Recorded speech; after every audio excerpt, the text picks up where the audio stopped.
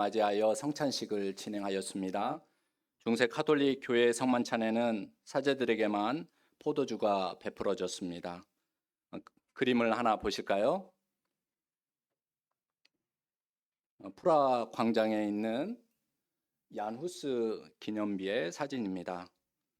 여러분께서 체코에 가시면은 프라하 광장에 있는 이 마틴 루터보다 100년 앞서서 이제 체코에서 종교 개혁을 일으킨 얀 후스 동상을 기념비를 볼 수가 있는데, 이 얀 후스에 의해서 이종 선찬, 다시 말해서 포도주와 더불어서 떡을 함께 평신도들도 받을 수 있는 이러한 성만찬이 진행되었다라고 합니다.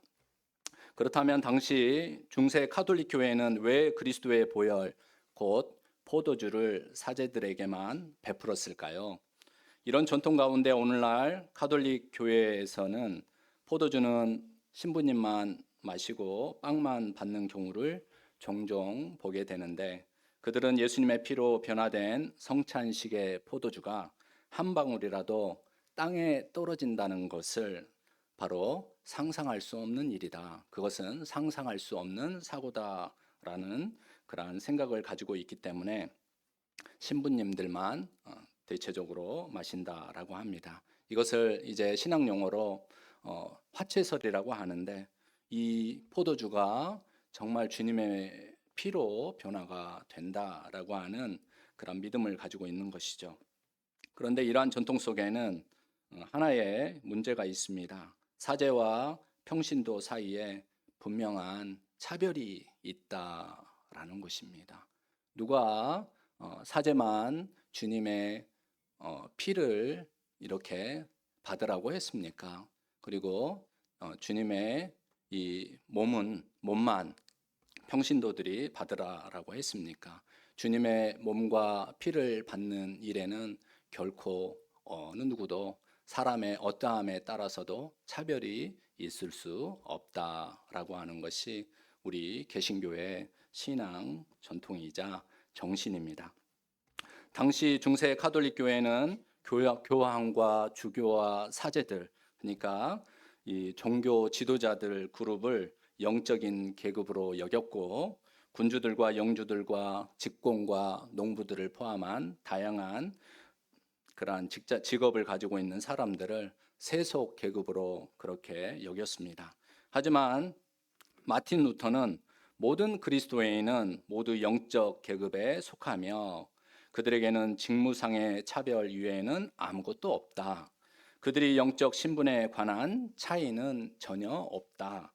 구두 수성공, 대장장이, 농부 등 각기 자신들의 일과 직무를 가지고 있으면서도 그들은 모두 다 성별된 사제와 주교와 같다라고 이렇게 말하면서 만인 사제론, 만인 제사장론을 주장을 하였습니다.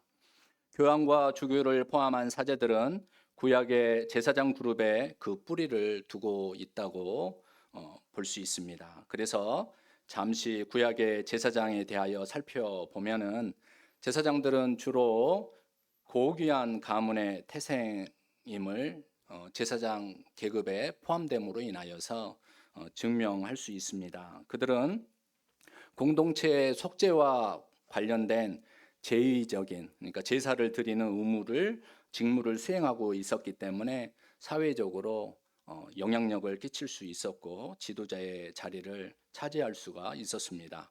그래서 그들에게는 지도자로서 성별된 삶과 구별된 삶이 요청이 되었습니다. 제사장 그룹은 기름 부음을 받은 대제사장과 일반 제사장들, 그리고 성전의 업무를 담당하는 레위인들이 있었으며, 그리고 여기에도 서열이 있었습니다. 대제사장, 그리고 또 대제사장의 업무를 돕는 일반 제사장들, 그리고 관리 제사장, 그리고 성전 경비대장, 성전 감독, 창고 책임자 이외에 다양한 일들을 하는 이러한 서열들이 있었다라고 합니다. 특별히 오늘 말씀과 관련하여 대제사장은 그들에게 주어진 몇 가지 특권들이 있었습니다. 이 몇 가지 특권 중에 한두 가지를 이야기해 보고자 하는데요.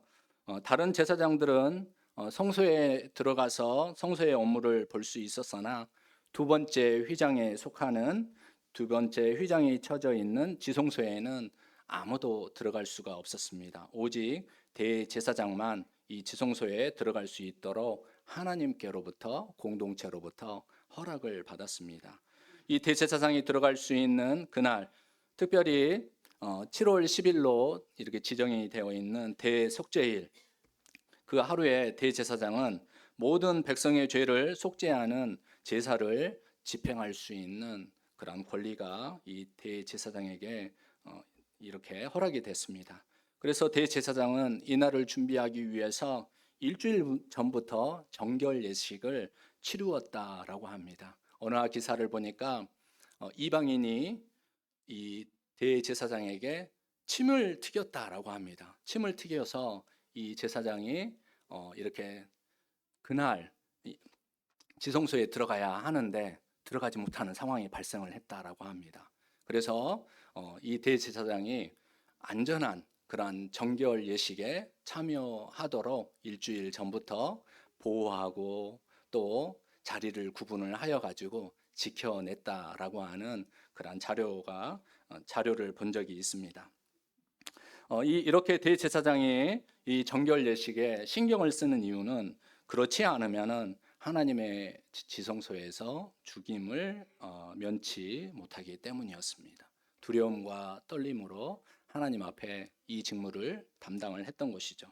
지성소에 들어갈 때 대제사장이 입는 옷이 있었습니다. 화면을 한번 띄워주시면 감사하겠습니다. 예루살렘에 있는 예루살렘 성전 연구소에 있는 이러한 사진이 있어서 가지고 와 보았습니다. 이러한 대제사장의 이 모습을 우리가 성경에서 읽는 이 대제사장이 입는 옷을 생각해 볼 수가 있습니다. 이 대제사장이 입는 옷에는 속죄를 상징하는 그런 표식들이 있습니다. 특별히 예를 들어보자면은 제사장의 머리에 쓰는 이 관처럼 생긴 터번이 있습니다.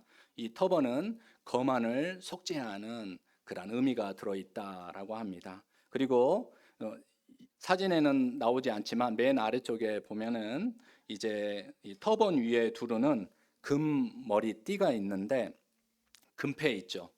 이 금패가 있는데 이 금패는 제물을 바칠 때 제물의 피와 사람의 부정 그리고 부지불식간에 지은 죄까지도 제거한다라고 하는 이러한 의미가 들어가 있습니다. 그래서 거기에는 성경 말씀에 보니까 여호와께 성결이라는 말이 새겨지도록 했다라고 합니다.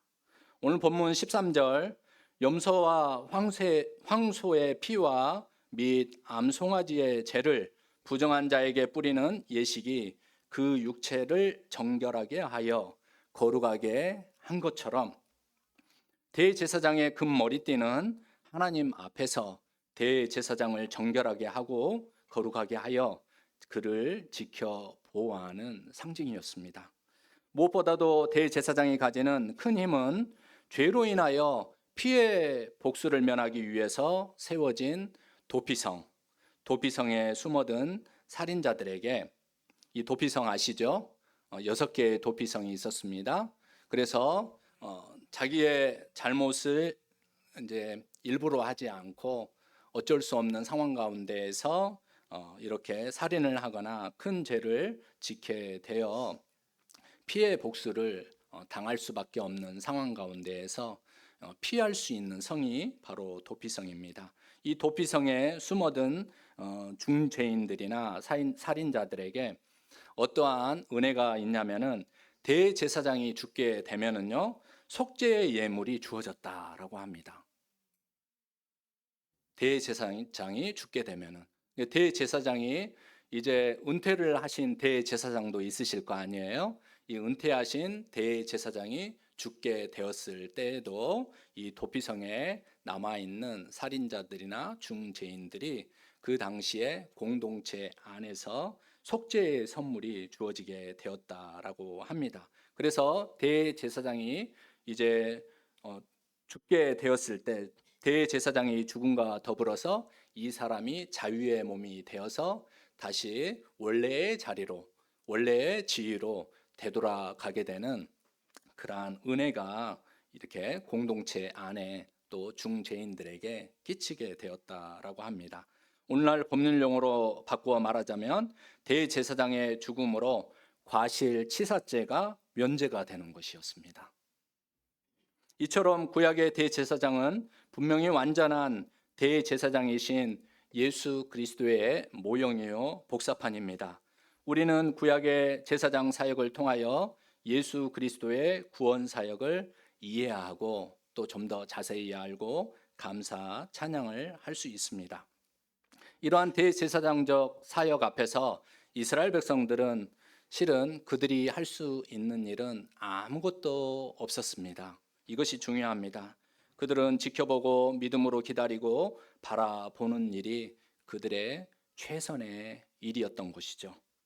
마찬가지로 아론의 반열을 따르지 않고 시작과 끝이 없는 멜기세덱의 반열을 따라 예수 그리스도가 우리의 영원한 대제사장이 되셨을 때 더 이상 하나님과의 관계에서 죄의 문제를 대리해 줄 어떠한 사람도 필요치 않게 되었습니다. 하나님과의 관계에서 우리 각자의 죄의 문제를 대리해 줄 수 있는 어떤 사람이 있지 않다라는 것입니다. 이러한 정신이 마틴 루테의 95개조 방문 속에도 들어가 있는 것을 알 수가 있습니다. 왜입니까? 예수 그리스도께서 우리 성도님들을 거룩한 하나님 앞에 서실 수 있는 거룩한 제사장으로 삼았기 때문입니다. 그래서 베드로전서 2장 5절은 우리를 가리켜 이렇게 말씀하고 있습니다. 다 같이 말씀을 읽어보시도록 하겠습니다. 너희도 산돌같이 신령한 집으로 세워지고 예수 그리스도로 말미암아 하나님이 기쁘시게 받으실 신령한 제사를 드릴 거룩한 제사장이 될지니라. 여러분, 우리는 하나님의 택하신 족속이요 왕 같은 제사장들이요 거룩한 나라요 그의 소유된 백성으로서 예수 그리스도가 그의 보혈로 단번에 이루신 구원의 능력을 경험한 사람들입니다. 그런데 그러므로 이 시간 본문 말씀을 통하여 주의 보혈을 더욱더 이해하고 깊게 이해하고 믿음으로 받아들여 더욱 풍성한 은혜를 누리시기를 바랍니다. 본문 말씀으로 들어가도록 하겠습니다. 히브리서 9장은 9장 전체 말씀을 읽어보면은 기름 부음을 받은 대제사장이 하나님과 맺은 새 언약, 그러니까 사람으로서의 대제사장이 맺은 그 옛 언약과 우리의 영원한 대제사장이신 예수 그리스도가 하나님과 맺은 새 언약을 서로 이렇게 두 개를 비교를 하고 있습니다. 그 핵심에는 옛 언약 가운데 바쳐진 동물의 피와 새 언약 가운데 드려진 예수 그리스도의 피의 능력을 비교하여 그리스도의 피, 곧 그 보혈이 얼마나 대단하고 엄청난 것인지를 성도들에게 강조하고 있습니다. 이스라엘 대제사장에 의해 동물의 피로 드려진 제사는 일시적인 속죄는 가능하나 반복적인 행위를 필요로 합니다. 왜냐하면 그 속죄가 유한하고 또 한시적이기 때문이었습니다.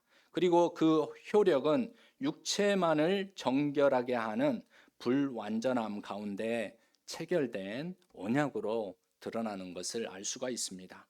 하지만 손으로 짓지 아니한 것, 곧 이 창조에 속하지 아니한 더 크고 온전한 장막. 여러분, 손으로 짓지 아니한 것, 창조에 속하지 아니한 것은 무엇입니까? 창조에 속한 것은 피조물이죠. 하나님의 손으로 지은 것은 피조물인 것이죠. 손으로 짓지 아니하고 창조에 속하지 아니한, 다시 말해서 하나님의 창조주이신 하나님에게 속한 그 존재라는 것이죠. 그리고 창조에 속하지 아니한 더 크고 온전한 장막, 이것은 예수 그리스도의 몸이 바로 피조물에 속한 존재만이 아니라 창조주에 속한 존재라는 이러한 표현입니다. 그래서 성육신 하신 예수 그리스도가 흘리신 피로 영원히 속죄받을 길을 단번에 이루신 것이 바로 예수님께서 예수님의 피를 흘리심으로 이루신 새 언약이다. 이 새 언약이 이제 하나님과 우리 사람들 사이에 체결이 되었다라고 선포하고 있습니다. 다시 한번 본문 11절, 12절 말씀을 함께 읽어 보시겠습니다. 그리스도께서는 장래 좋은 일의 대제사장으로 오사 손으로 짓지 아니한 것 곧 이 창조에 속하지 아니한 더 크고 온전한 장막으로 말미암아 염소와 송아지의 피로 하지 아니하고 오직 자기의 피로 영원한 속죄를 이루사 단번에 성소에 들어가셨느니라. 여러분, 우리가 그리스도의 피를 묵상하고 그 능력을 알기 위해서는 먼저 구약의 희생 제사를 레위기에서 소개하고 있는 희생 제사를 이해하는 것이 좋습니다. 동물의 피에 의해 치루어진 유대인의 제사는 제물과 목적에 따라서 번제, 소제, 화목제, 속죄제, 속건제 이렇게 나누어집니다. 그리고 드리는 방법에 의해서 화제와 요제와 전제와 그리고 또 하나 뭐가 있습니까? 거제가 있습니다. 거제가 무엇입니까? 올리는 것이죠. 들거, 그러니까 하문으로 이야기하면 들어서 올려서, 그다음 요제는 흔들어서, 번제는 태워서, 그리고 전제는 물과 혹은 기름을 뿌려서, 이러한 방법에 따라서 네 가지의 드려지는 방법이 있습니다. 그래서 레위기 말씀을 읽을 때 이런 표현들이 있죠. 번제로, 그리고 번제로 드리는데 번제로 드리면서 번제를 화제로, 이런 표현을 사용을 하는 것입니다. 여기에서 피를 뿌리는 행위가 나오는데, 피를 뿌리는 행위는 죄에 대한 용서를 의미합니다.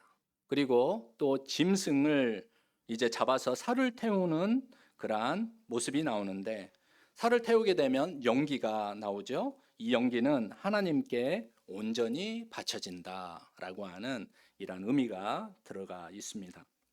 그렇다면 유대인들은 짐승의 피를 죄에 대한 용서로 삼았는데, 왜 유대인들은 짐승의 피를 죄에 대한 용서의 증거로 삼았을까요?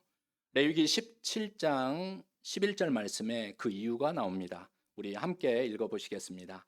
육체의 생명은 피에 있음이라. 내가 이 피를 너희에게 주어 제단에 뿌려 너희의 생명을 위하여 속죄하게 하였나니 생명이 피에 있으므로 피가 죄를 속하느니라. 유대인들은 하나님 앞에서 죄가 발견이 되면은 죽을 수밖에 없다라고 하는 그런 인식을 가지고 있었습니다. 그런데 그들의 죄가 발견이 되었을 때 여러분, 그들이 실질적으로 죽었습니까? 실제로 죽을 수는 없었습니다. 다 그렇게 죄가 드러나면 다 죽게 된다면은 이 세상에 과연 어떠한 사람이 살아남을 수가 있었겠습니까? 실제로 죽을 수는 없었어요.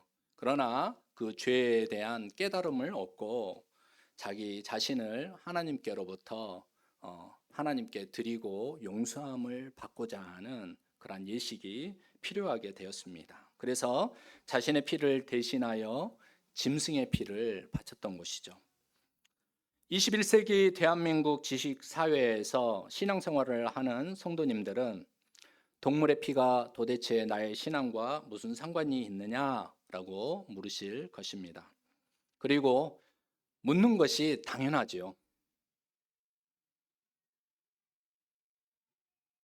그래야 온전한 그리스도의 보혈의 의미와 그 능력을 만날 수 있기 때문입니다. 유대인들은 이러한 신앙 전통 속에서 자신의 죄를 속죄하는 것은, 자신의 죄를 속죄하는 이 예식에 참여하는 것은 자기의 생명이 하나님께만 있습니다 라고 하는 그러한 믿음에 대한 표현이었던 것입니다. 그리고 죄에 대한 하나님의 자녀로서, 하나님의 백성으로서 죄를 가지고 살 수가 없어서 죄에 대한 문제를 해결하고자 죄에 대한 그러한 진지한 성찰 때문에 만들어진 것이 바로 이러한 종교적인 전통이었다라는 것입니다. 그런 것이 없이 다만 생각으로만, 다만 마음으로만 해결할 수 있을 것 같아도 해결되지 않습니다. 아무리 애를 써도 떨쳐 버려지지 않고 닦아내려고 하여도 지워지지 않는 그러한 우리의 마음판에 박혀 있는 그 부정에 대한 흔적들, 그리고 불의에 대한 그러한 흔적들 때문에 괴롭고 마음 아파하는 것이 바로 하나님 앞에 서 있는 바로 인간의 마음이라는 것이죠. 그래서 사도 바울은 그러한 갈등 가운데에서 고백하지 않습니까? 오라, 나는 공고한 사람이로다. 누가 사망의 몸에서 나를 건져내랴.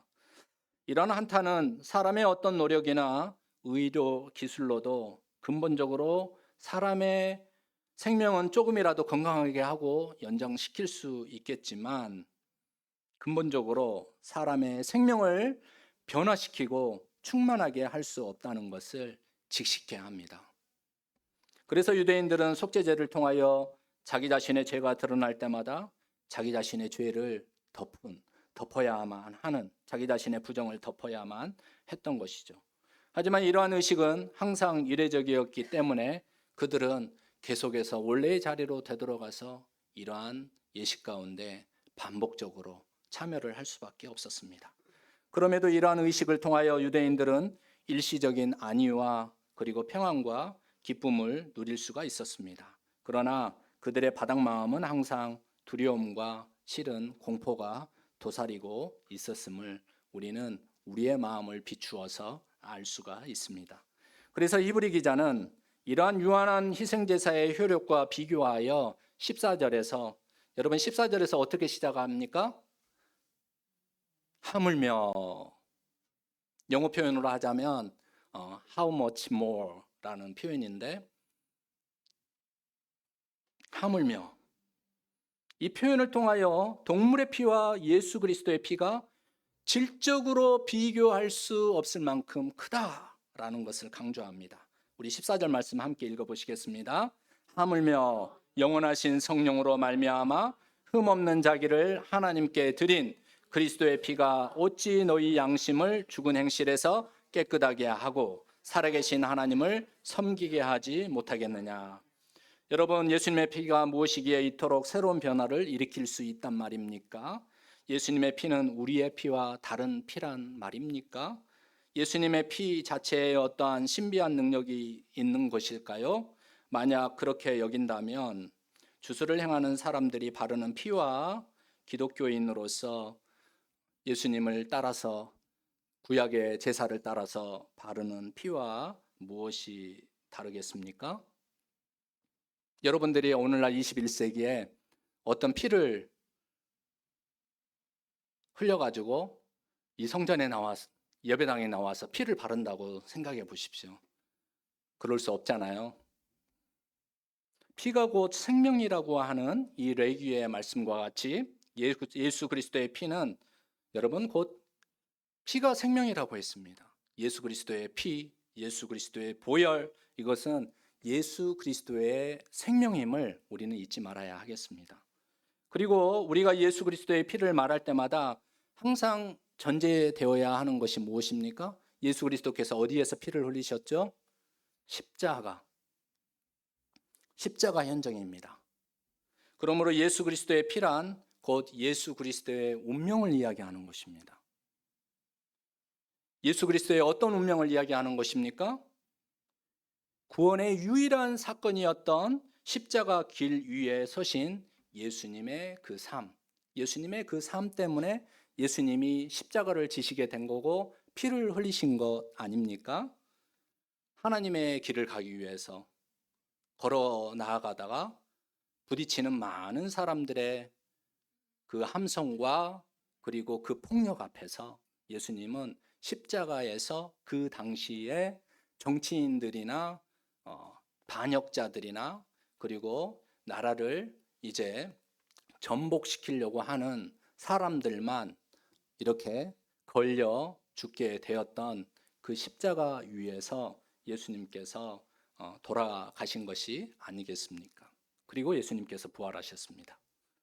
그렇다면 우리 성도들이 예수 그리스도의 보혈을 감사 찬양할 때 십자가의 길을 가신 그 예수님의 생애에 주목해야 하지 않을까요? 그것이 바로 예수 그리스도의 피의 능력, 예수 그리스도의 보혈의 능력을 온전히 이해하고 그 능력을 체험을 하실 수가 있는 것입니다.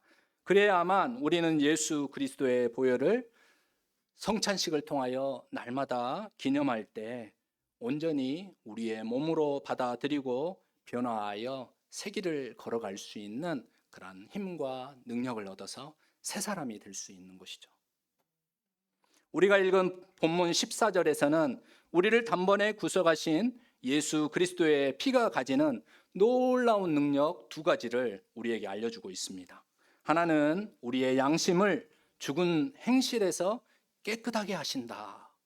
예수 그리스도의 피는, 예수 그리스도의 보혈은 우리를 우리의 죽은 행실로부터, 우리의 양심을 죽은 행실에서 깨끗게 하는 그런 능력이 있습니다.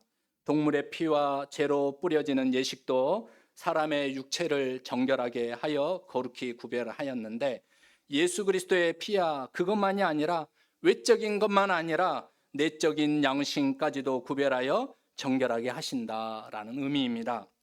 어떻게요? 죽은 행실에서 깨끗하게 하심으로.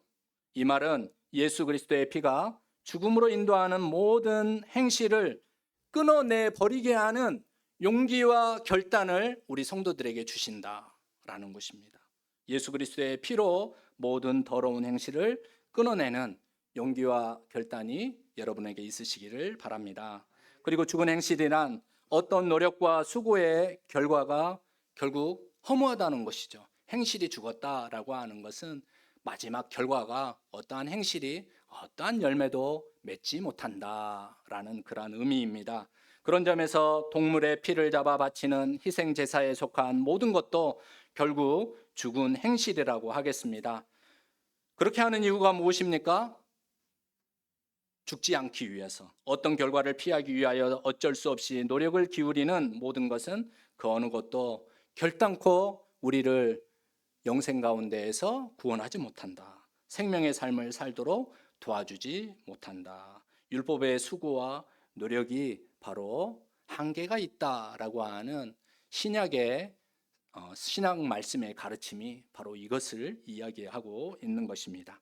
그래서 성서 전과의 마가복음 본문은 우리에게 하나님을 사랑하고 이웃을 사랑하는 것이 모든 희생 제사보다 낫다라고 이렇게 이야기합니다. 우리 다 함께 마가복음 12장 33절 말씀을 읽으시겠습니다. 또 마음을 다하고 힘을 다하여 하나님을 사랑하는 것과 또 이웃을 자기 자신과 같이 사랑하는 것이 전제로 드리는 모든 번제물과 기타 제물보다 나으니이다. 다시 말해서 예수 그리스도의 피로 상징되는 예수 그리스도의 삶은 하나님 사랑과 이웃 사랑이라는 계명으로 분명히 우리에게 말씀하고 있습니다. 그러므로 성도님들이 예수 그리스도 보혈의 능력을 경험하고 싶다면 예수 그리스도의 삶에서 드러난 하나님 사랑과 이웃 사랑을 본받아 따라 살기를 힘쓰는 것이 바로 예수 그리스도의 보혈의 능력을 경험하는 것입니다. 그리고 예수 그리스도의 보혈의 능력이 가지는 두 번째 능력이 무엇이라고 했습니까? 14절 말씀에 살아계신 하나님을 섬기게 하지 않겠느냐. 모든 사람에게 살아계신 하나님을 섬기게 하는 힘과 참 능력을 주신다. 이렇게 말씀하고 있습니다. 예수 그리스도의 보혈의 능력을 입은 사람은 영원하신 성령으로 말미암아 새로운 마음과 새 힘을 얻습니다. 그래서 자신을 하나님께 드리는 삶으로 나아갈 수 있습니다. 자신의 안위보다 하나님의 뜻을 위하여 자기를 세워가는 결단을 하고 또 자기와 모든 사람을 하나님께로 이끌어 심령을 정결하게 하고 하나님을 올바로 섬기게 하는 예배자로 함께 설 수가 있습니다.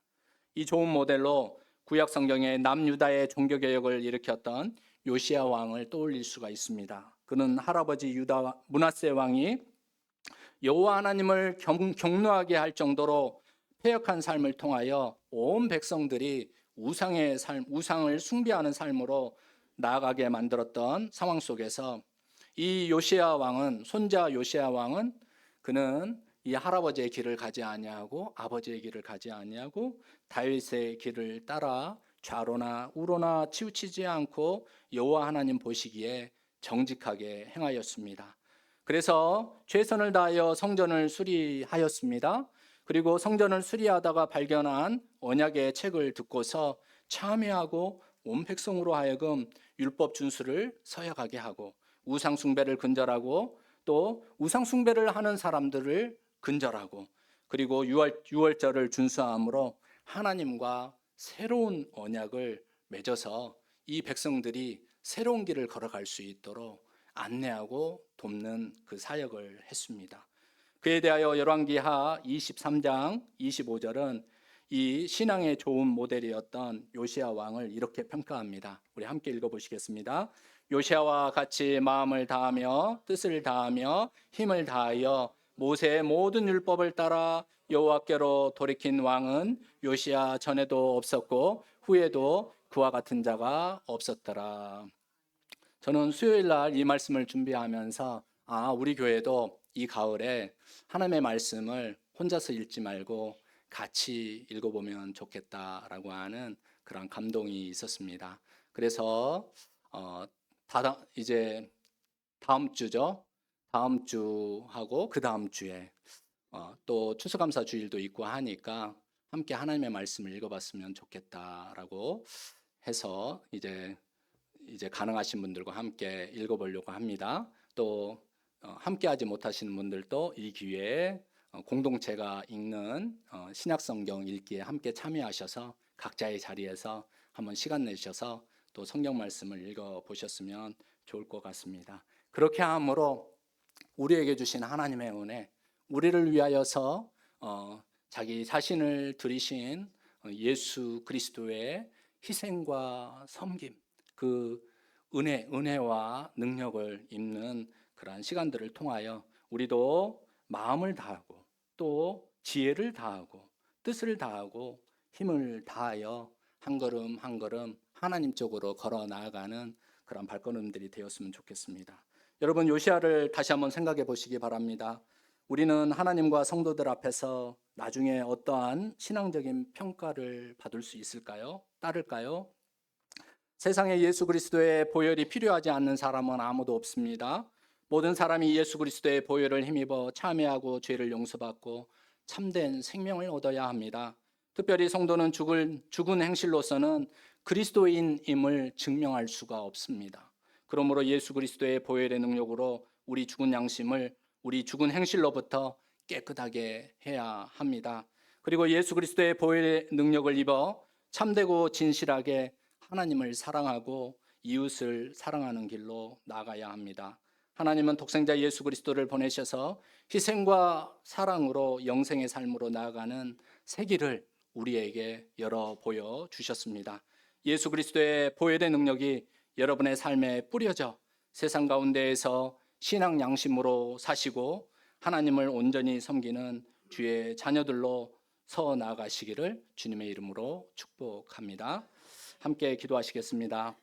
하나님, 독생자 예수 그리스도의 희생과 섬김을 기억합니다. 날마다 십자가의 보혈을 묵상합니다. 연약하고 넘어지는 저희 심령을 정결하게 하여 주시고 주님 보혈의 능력에 힘입어 주님 예수님을 따라서 갈 수 있도록 힘과 용기를 내려 주옵소서. 예수님의 이름으로 기도합니다. 아멘. 다 함께 찬송가 266장으로 하나님께 찬양 드리겠습니다.